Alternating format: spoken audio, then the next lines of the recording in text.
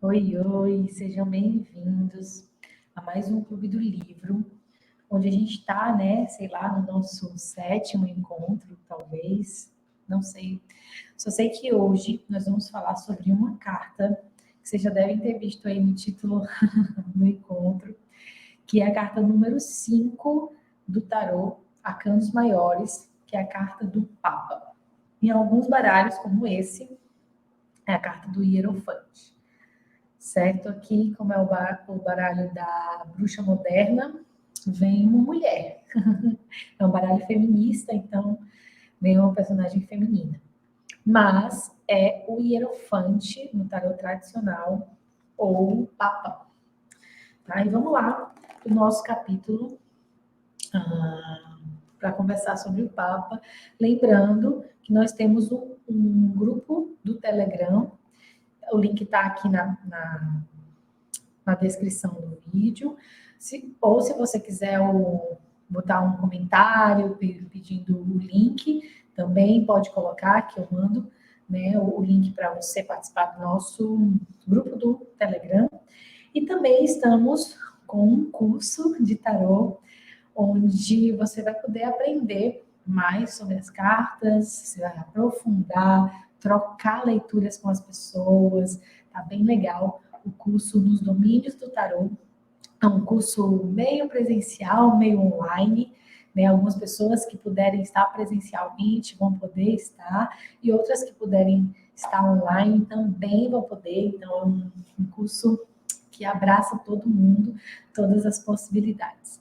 Se você quiser mais informações, também tem na descrição, ou então deixa um comentário, que aí eu respondo você. Tá bom? Então vamos se acomodando aí. Quem tem o livro, peguem o seu livro no capítulo 8. Eu acho que então é o nosso 8º encontro. E vamos começar, tá? A imagem do Papa. Eu vou colocar aqui, deixa eu ver se eu consigo colocar para vocês aqui do lado a imagem do Papa. Deixa eu ver. Sou um pouco enrolada com isso, mas eu acho que vai dar certo.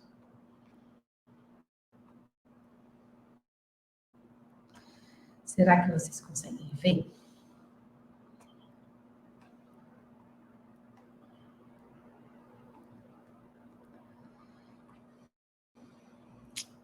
Será que deu certo?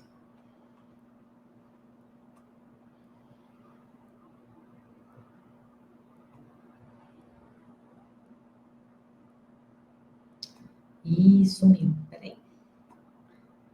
Um pouquinho de paciência aqui.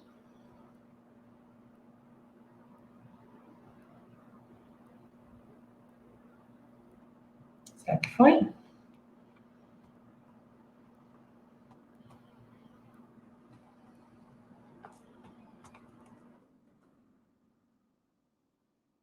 Foi, né? Acho que é isso. Pronto, vamos lá. Aí vocês estão com a imagem do bonito aí. Vamos começar. E o nome do capítulo é O Papa, a face visível de Deus. Por enquanto, cada carta discutida retratou apenas uma figura, um personagem, de tendência mágica ou de proporções sobre-humanas. A carta número 5 mostra algo novo, em adição ao costumeiro caráter arquetípico, vemos pela primeira vez figuras de tamanho humano. São apresentadas como dois homens do clero ajoelhados diante do Papa. O da esquerda traz o que parece ser um chapéu de cardeal, e ambos ostentam tonsuras cléricas que quais aulos em miniatura lhes proclamam a dedicação ao Espírito. Esses dois serizinhos, né, que estão aí na frente do Papa, né, assim, como se eles estivessem ajoelhados perante essa figura. O Papa sentado no trono, como a figura central, emoldurado pelos dois homens ajoelhados à sua frente e pelo e pelos dois pilares erguidos atrás, reitera o seu número 5, número simbólico da quinta essência, a preciosa e indestrutível qualidade só conhecida do homem e que transcende os 4 elementos terrestres, comuns assim aos homens como aos animais. Podemos ver o Papa, nesse caso, como a personificação exteriorizada da luta do homem pela conexão com a divindade, a sua dedicação à busca do significado que coloca o homem acima dos animais, acima dos animais. Tá, vamos recapitular, né? O encontro anterior, a gente viu o imperador, o número 4, né? E o imperador, esse bonitão aqui, a gente viu que ele simbolizava o espaço, né, o lugar da civilidade, né, da civilização, o homem se colocando ali na sua identidade e criando a civilização, sendo um homem civilizado, saindo do mundo caótico da imperatriz, que é mais a natureza, e a natureza é caótica, né? E o imperador, ele vai organizar, ele vai concretizar, ele vai colocar limites, ordem, né? O número 4. E aí, nesse imperador, a humanidade, né, nessa historinha que a gente está contando, tem aí um afastamento do sutil, da intuição lá da papisa, né? Da intuição, da mágica de viver, do manipular os elementos a partir da espiritualidade, né? E vem agora para o mundo concreto. E aí, quando o ser humano se afasta disso, é preciso de figuras, líderes, para reconectar o homem à divindade.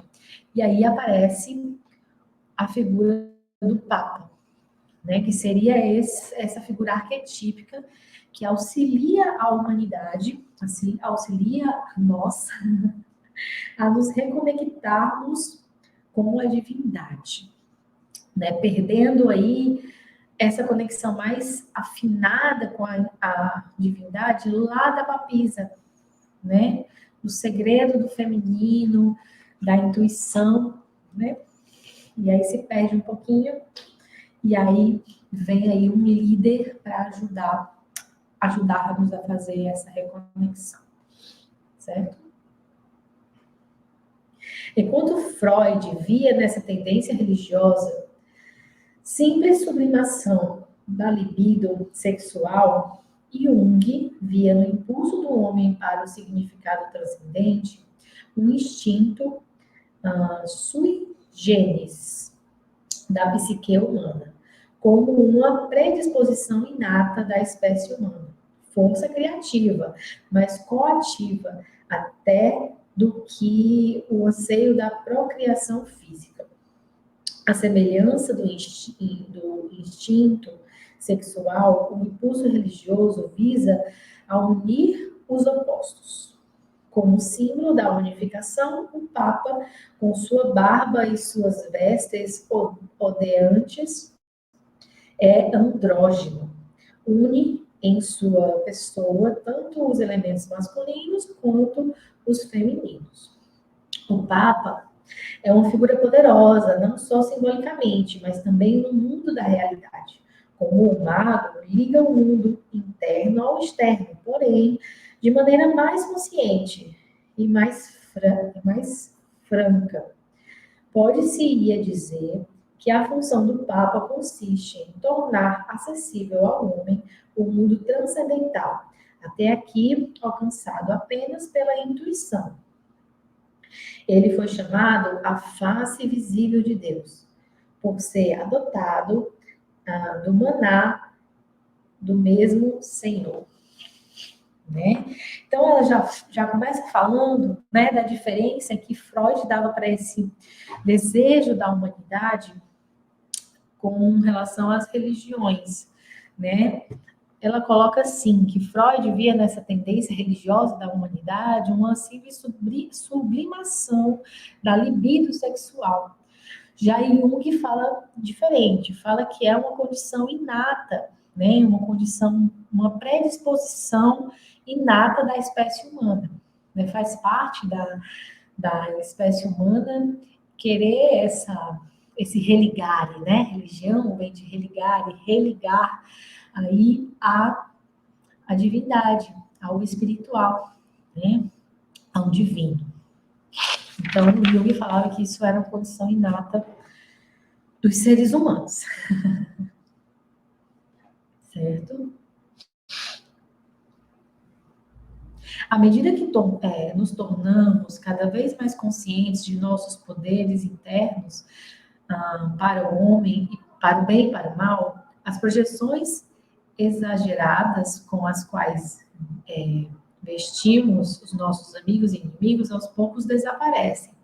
À medida que amadurecemos, os pregadores, professores, psicólogos e políticos de nossas relações já não são portadores, mas nós, das características e, na realidade, nos pertencem.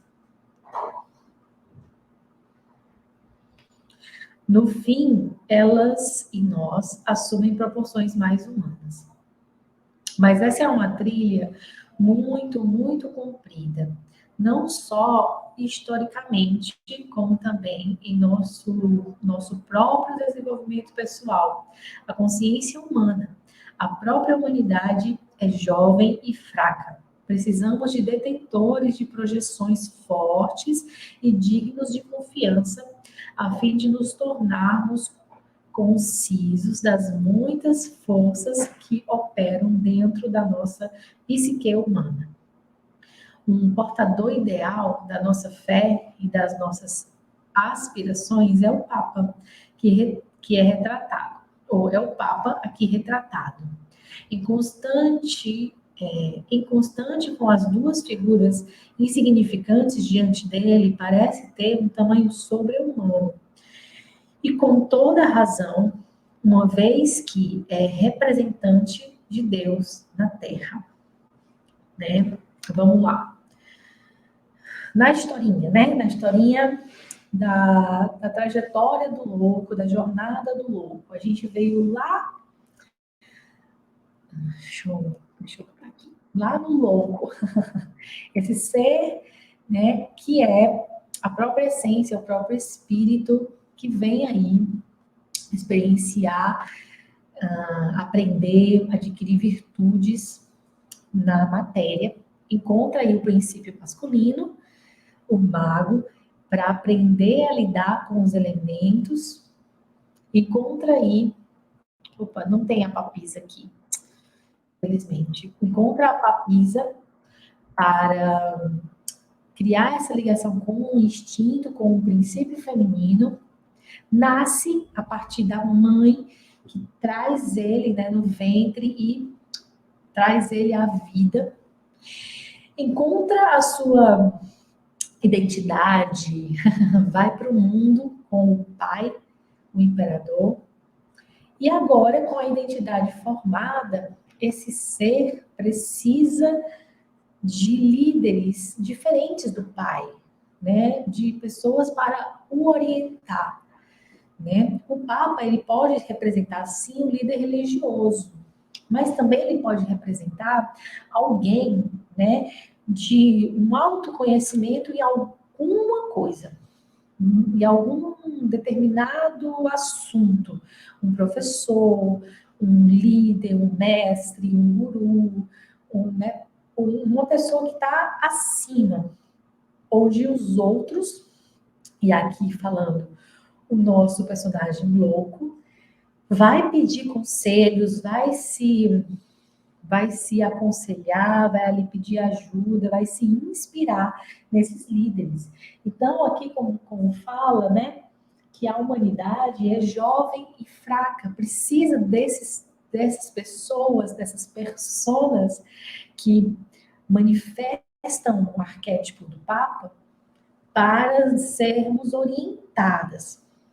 sabe? O Papa, quando sai numa tiragem, ele fala assim, da ordem das coisas, da pessoa que detém um conhecimento maior, fala de professor, fala de cursos, fala de um patamar acima, né? Fala de aconselhamento também. Então,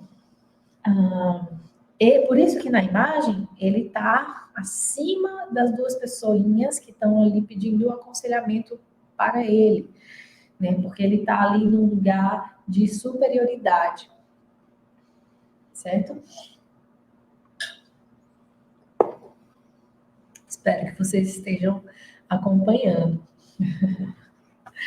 Lembrando que eu não estou lendo na sequência, tá? Eu estou lendo alguns trechos que eu estou achando importante a gente trazer aqui para a gente conversar, tá?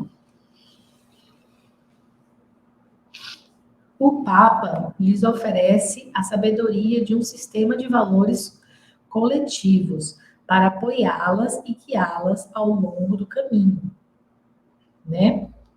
É como se o Papa ele fosse o codificador, né, de uma conduta, um codificador e um condutor. Ele vai dizendo o que é certo, o que é errado, né? É assim, não, é para lá, ele vai conduzindo, né? No mundo primitivo, o mundo primitivo do mago, da papisa, da imperatriz, homem e mulher, viviam em íntima conexão com o lado instintual. Não funcionava como indivíduos discretos, senão como átomos que giram à volta de um centro. E cada qual vivia certa função para o grupo, de modo um tanto ou quanto semelhante ao das abelhas, numa colmeia. Antes do advento do imperador, com a ênfase que colocava nos efeitos e nas palavras que são a matéria, a civilização, né, do imperador, as pessoas ainda sabiam ouvir a voz do inconsciente quando lhes falava através dos sonhos e visões. Mas com o imperador, essa participação do mistério, né, entre os humanos e a natureza, principiou a enfraquecer, começou a enfraquecer. A energia era necessariamente liberada para bater as florestas, construir o império. Na paisagem interior, igualmente, as ilhas de percepções do ego começaram a elevar-se acima da massa primeira da consciência tribal. Quanto mais um homem perdia contato com a própria experiência imediata do espírito, tanto mais passou a depender do dogma destilado, da mística experiência dos outros. E gradativamente, através dos séculos, à medida que se envolvia nas complexas relações pessoais inerentes à sociedade individualista competitiva, o homem chegou a sentir-se cada vez mais necessidade da confissão individual e do aconselhamento em questão da consciência pessoal.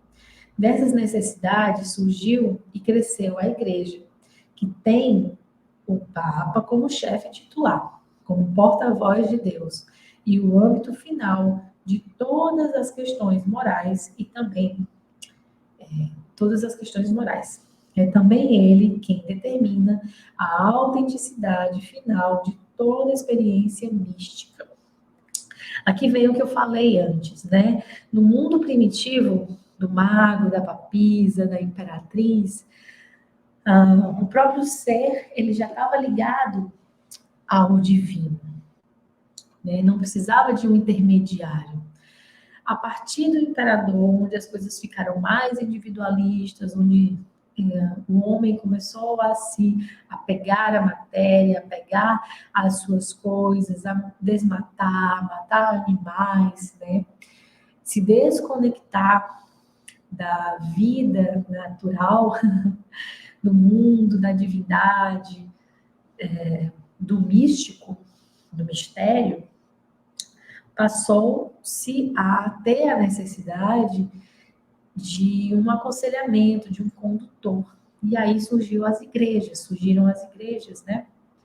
Com aqueles que detinham o poder e a sabedoria para fazer isso.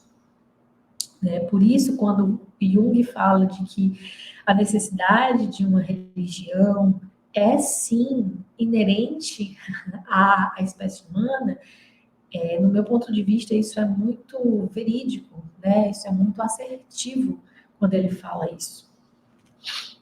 Então,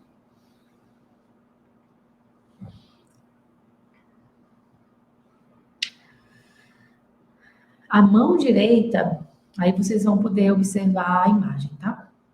A mão direita, erguida no sinal tradicional da bênção, revela 2 dedos estendidos, a indicar que os problemas morais que envolvem os opostos do bem e o mal estão sob o seu domínio. Tá? Deixa eu ver quanto tempo que a gente está aqui. Estão sob o seu domínio. Para serem amplamente reconhecidos e manipulados.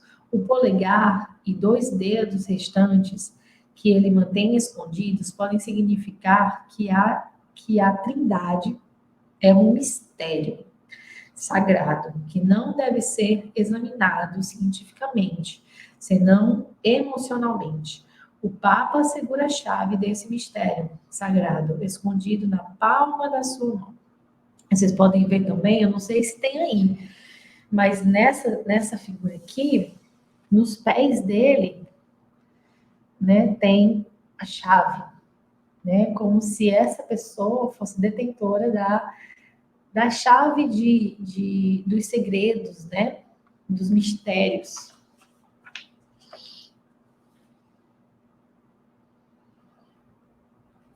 Com a ponta, como a ponte entre o dogma e a experiência, entre o código e a sua aplicação prática, o Papa interpreta a lei espiritual, determina problemas difíceis de pecado e santidade, protege a igreja para que ela não se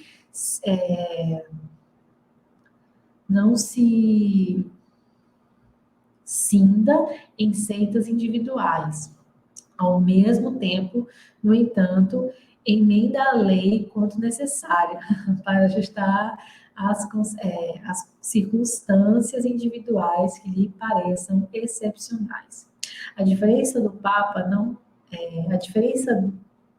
do Papa para a papisa é que ele não segura o livro algum, não consulta a lei, ele é a lei. Como o porta-voz terreno de Deus, infalível, seu poder é supremo acima de toda a humanidade. O próprio imperador tende a ajoelhar-se diante dele. O problema aqui é exatamente isso. Né? Ao mesmo tempo que o Papa, ele detém o conhecimento, e aí a gente faz os 2 lados da moeda, né? O Papa detém o conhecimento, e ele tem o poder aí de abençoar, mas também de amaldiçoar, né? Ele tem o poder aí, com a mãozinha dele, né? Não sei como é que é. Assim, talvez. Ele tem o poder de abençoar, de indicar o caminho, de indicar o certo e errado, de aconselhar. Mas ele também tem o poder de manipular um pouco essas leis e essas ordens pelas circunstâncias para favorecimento de alguns, né? Diferente da papisa, ela consulta a sabedoria, ela consulta o livro sagrado.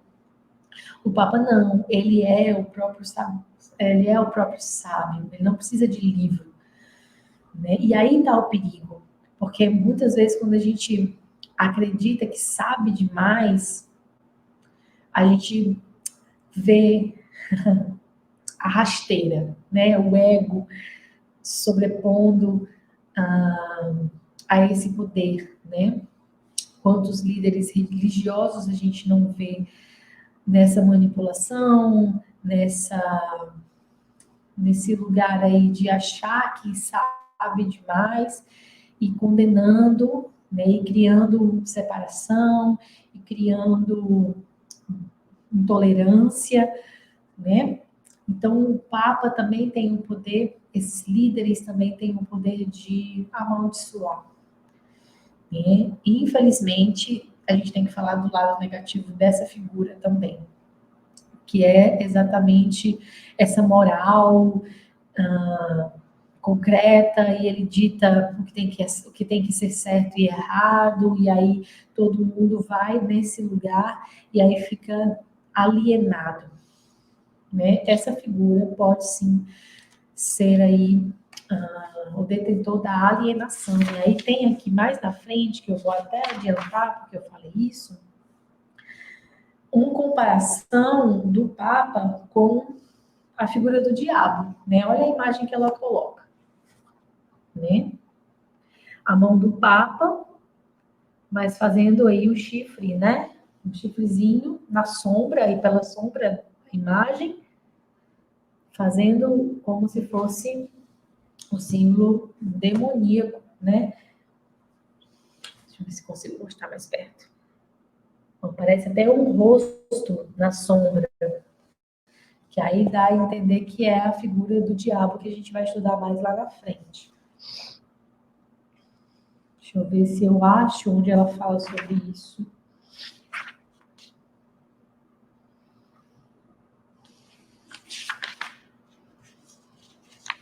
Eu risco tudo, meu livro é todo riscado aqui. Mas... Pronto, ele fala assim, ó. Psicologicamente falando, todas as principais figuras arquetípicas que estivermos discutindo, como serem grandes e poderosas, naturalmente produzem sombras, produzem sombras consentâneas com seu tamanho, né? A sombra da autoridade religiosa pode ser, de fato, diabólica, como a história já mostrou, figurando o dogmatismo e o fanatismo entre as suas manifestações mais óbvias. Tá? Ela faz aqui essa comparação. Tá? Continuando. Os dois sacerdotes nessa carta podem simbolizar os muitos conjuntos de impulsos gêmeos na natureza religiosa do homem, da qual ele só agora está tomando consciência. Pode-se imaginar que no meio deles estariam os conflitos entre o fato exterior e o significado interior, impulsos ambíguos para o bem e para o mal. Problemas que envolvem o poder público contra a consciência e as muitas sutilezas do relacionamento individual. Problemas de que o imperador e seus súditos eram relativamente inscientes, tá? E aí a gente volta para essas duas pessoinhas aí na frente, que ela fala que seria o símbolo de opostos, né? Duas pessoas que parecem iguais, mas não são. Pensa, né? Olha uma situação. Enquanto eu vou lendo, eu fico com muitos pensamentos na minha cabeça, e quando eu vou falar, eu preciso reorganizar isso para passar para vocês. Eu vou lendo e vou chegando muitos insights. Imagina uma situação, né? O louco, ele está entre duas escolhas.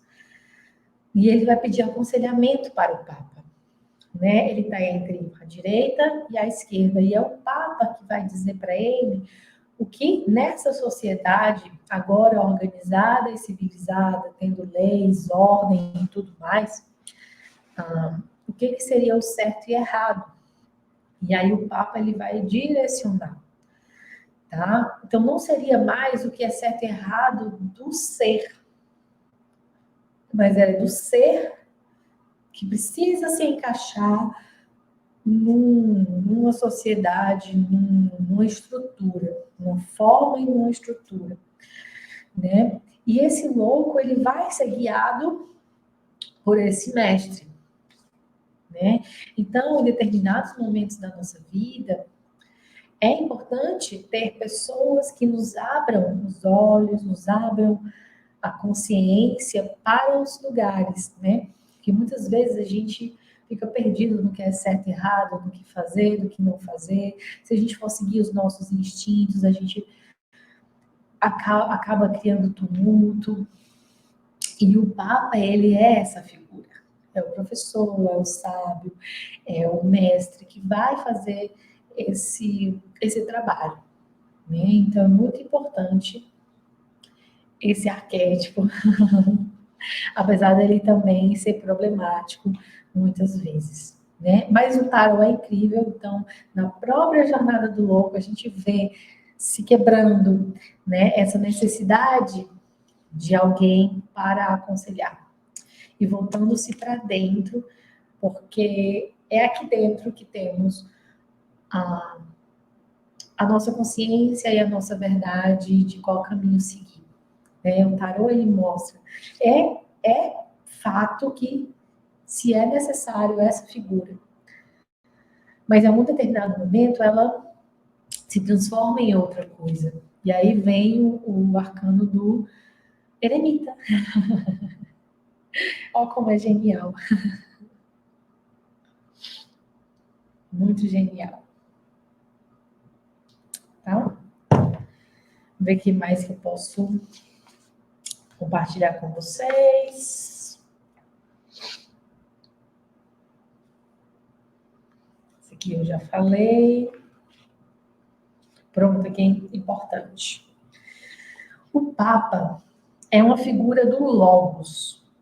Como tal, também simboliza o ânimos, termo que Jung dá para designar o princípio masculino inconsciente que aparece na psique da mulher. Lembra que lá na Papisa e na Imperatriz a gente falou do anima, né? Que seria o princípio feminino inato nos homens, né? Nos homens. E o ânimos é o contrário, é o princípio masculino inato nas mulheres. Tá? Segundo Jung, não sou eu que estou dizendo. O ânimos assume muitas formas, várias, entre as quais estão retratadas no tarô. No seu estudo intitulado Ânimos e Anima, Emma Jung distingue 4 fases na evolução do Logos, tal como surge externamente na cultura e internamente no inconsciente das mulheres em geral. A primeira compreende a ideia do poder dirigido. Essa fase é retratada no tarô com o mago. A segunda é o ato, personificada na figura do cavaleiro, né, que é o carro. A terceira fase do desenvolvimento do ânimos, ela chama de palavra, que é personificada pelo imperador. E a quarta é a significação, que é a retratada com o Papa. Então, Emma Jung, ela fala dessas 4 fases do desenvolvimento do ânimos no feminino, né? Sabemos que nós temos os 2 princípios em nós, né? E não quer dizer todo mundo tem os 2. Não quer dizer que eu sou mulher e eu vou ter mais o feminino que o masculino. Não, a gente tem os 2. E aí, a partir da nossa personalidade, a gente tem mais ou menos, mais o feminino e mais o masculino. Né? Então, a gente tem o ânimos e a gente tem anima.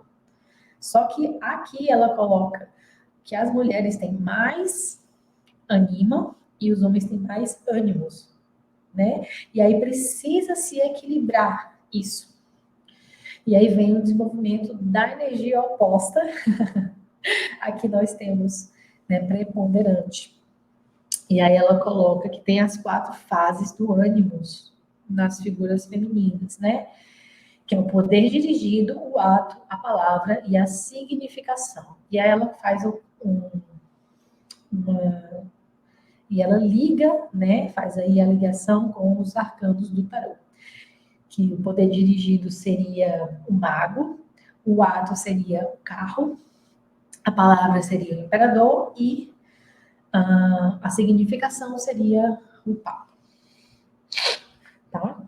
Em sua discussão sobre o desenvolvimento do ânimo das mulheres, Emma Jung afirma, abre aspas, assim como há homens de extraordinária força física, homens de ação, homens de palavra e homens de sabedoria, assim também a imagem do ânimos difere de acordo com a determinada fase do desenvolvimento da mulher ou dos seus talentos naturais.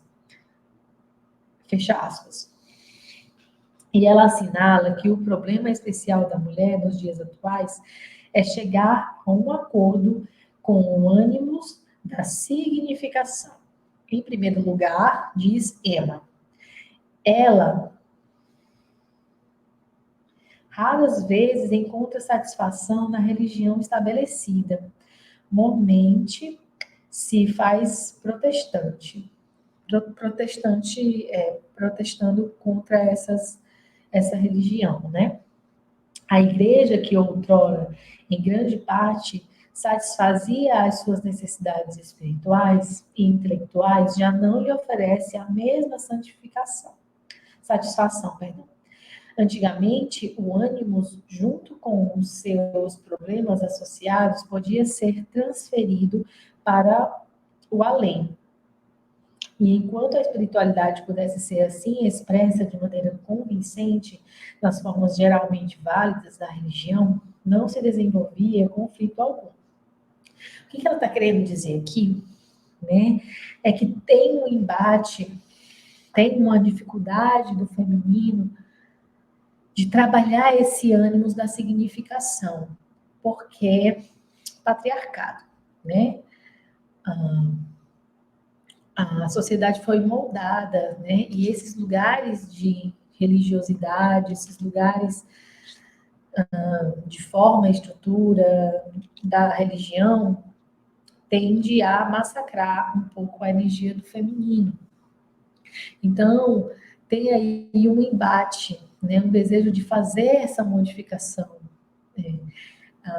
dessa religiosidade, desse ânimo da significação no feminino, por conta de tudo isso, pela mulher não encontrar uma satisfação nesses lugares de religião. A gente sabe que, historicamente, mulheres foram queimadas como bruxas, né? Eram tidas como pecado, sabe? A mulher era o símbolo do pecado. Então, tem uma carga muito forte aí, né? Então, tem aí uma dificuldade de lidar com essa energia, sabe? Muito profundo, né? É isso. E aí ela fala do número 5. O número do Papa é o número 5, que é o número que encarna os 4 elementos comuns de toda a criação, sintetizados através do uno do Espírito, que é a proveniência especial do homem. 5 é também o número da humanidade, porque o homem tem 5 sentidos, 5 dedos nas mãos, 5 dedos nos pés. O número 5 estende uma ponte entre o ser físico do homem e o mistério arquetípico dos números. Muitas sociedades primitivas não sabem contar além de 5. E em muitas culturas, incluindo a nossa, o 5 é usado como medida conveniente para contar. Os 5 possuem uma qualidade mágica. Quando levado ao quadrado, sempre volta a si mesmo. 5 é 3 mais 2. Combina a trindade do espírito com os opostos da experiência humana. Como 4 mais 1 também personifica a quinta essência, a preciosa substância além dos 4 elementos, o éter.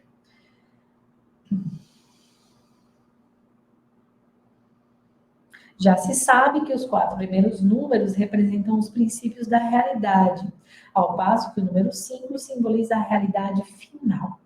Dessa maneira, pode também simbolizar o nível psicoide do homem, o permanente substrato da psique, a partir do qual tudo mais evolui. O Papa interior é a função em nós mesmos, que nos governa o bem-estar espiritual, a consciência inata, que nos diz quando pecamos contra o espírito. Né? Ela falou do número, que é a quinta essência, né? E ligando aí os 4 elementos com um personificado aqui em um. E também fala que, lembrando, todos nós temos todos esses arquétipos em nós. Então, como é que está o arquétipo do seu Papa, no seu hierofante interior? O que ele diz aí para você, o que é certo e errado? Quais as estruturas que te amarram? O que você está condenando? O que você está aí ainda está na alienação? O que esse arquétipo ele traz aí de aconselhamento para você? Né? Qual é a sua sabedoria? Tá? Então, esse foi o nosso encontro de hoje. Lembrando que na próxima semana teremos um novo encontro, que aí a gente vai para o número 6, os enamorados. Tá? Então, até a próxima. Peço que vocês comentem, curtam, para eu saber que vocês gostam e que vocês acompanham e me motivar a continuar fazendo o Clube do Livro. Tá bem? Um abraço e até a próxima.